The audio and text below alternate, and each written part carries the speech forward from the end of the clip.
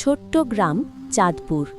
গ্রামটার শেষ প্রান্তে থাকত ময়না নামের এক কিশোরী। তাদের ঘরটা ছিল মাটির, চালটা টিনের। দারিদ্র্য থাকলেও ময়নার চোখে ছিল স্বপ্নের আলো।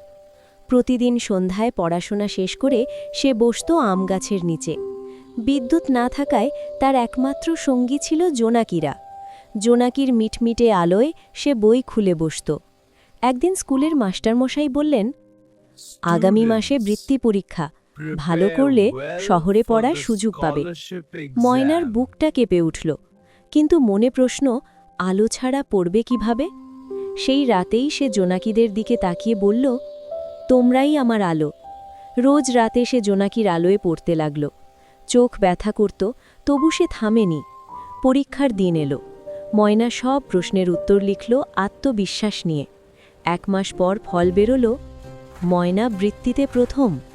গ্রামে বিদ্যুৎ এলো কয়েক মাস পরে, কিন্তু ময়না জানত তার জীবনের আসল আলো এসেছিল জোনাকিদের থেকেই, আর এসেছিল তার অদম্য ইচ্ছা শক্তি থেকে। শিক্ষা: পরিস্থিতি যত অন্ধকারই হোক, ইচ্ছা থাকলে আলো খুঁজে পাওয়া যায়।